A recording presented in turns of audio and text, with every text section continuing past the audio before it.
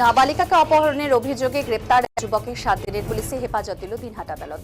শনিবার দিনহাট আদালতের সরকার পক্ষের আইনজীবী মৃগাঙ্ক সেনগুপ্ত জানিয়েছেন, সাহেবগঞ্জ থানা এলাকার এক মহিলা গত 3রা মার্চ সাহেবগঞ্জ থানায় একটি অপহরণের অভিযোগ দায়ের করেছেন।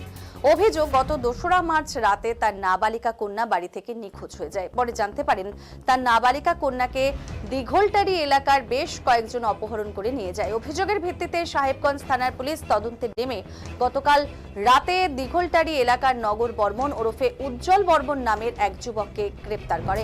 এদিন তার বিরুদ্ধে নির্দিষ্ট ধারায় মামলা রুজু করে দিনহাটা আদালতে পেশ করা হয়েছে। নাবালিকাকে উদ্ধারের জন্য পুলিশ 7 দিনের পুলিশি হেফাজতের আবেদন করেছেন আদালতে। বিচারক তার জামিনের আবেদন না মঞ্জুর করে যুবককে 7 দিনের পুলিশি হেফাজতের নির্দেশ দেন।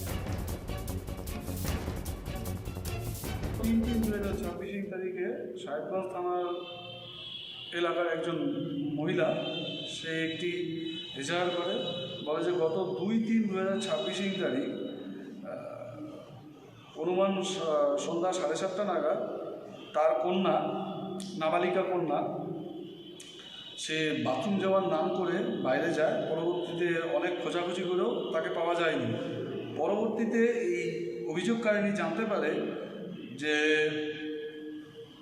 এই আসামিরা চক্রান্ত করে তার মেয়েকে নিয়ে অন্যত্র কোথাও চলে যায় অসৎ উদ্দেশ্যে। এই অভিযোগের ভিত্তিতে নাগর বর্মন ওরফে উজ্জ্বল বর্মন, যার বাবার নাম হচ্ছে স্বপন বর্মন, বাড়ি হচ্ছে দিঘলটারি, থানা সাহেবগঞ্জ, তাকে আজকে অর্থাৎ 7/3/2026 তারিখে মহামান্য SGM-2 আদালতে প্রেরণ করা হয় এবং তার জন্য 7 দিনের পিসিপিআর চাওয়া হয়েছিল, যাতে ভিকটিম নাবালিকা কন্যাটাকে উদ্ধার করা যায়। মহামান্য আদালত তার জামিন নামঞ্জুর করে তাকে 7 দিনই পিসিপিআর অ্যালাউ করেছে। আমি সরকার পক্ষের আইনজীবী মৃগাঙ্ক সেনগুপ্ত।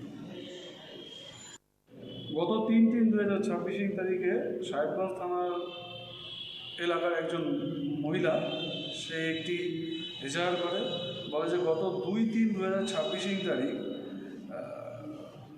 অনুমান সন্ধ্যা 7:30 নাগাদ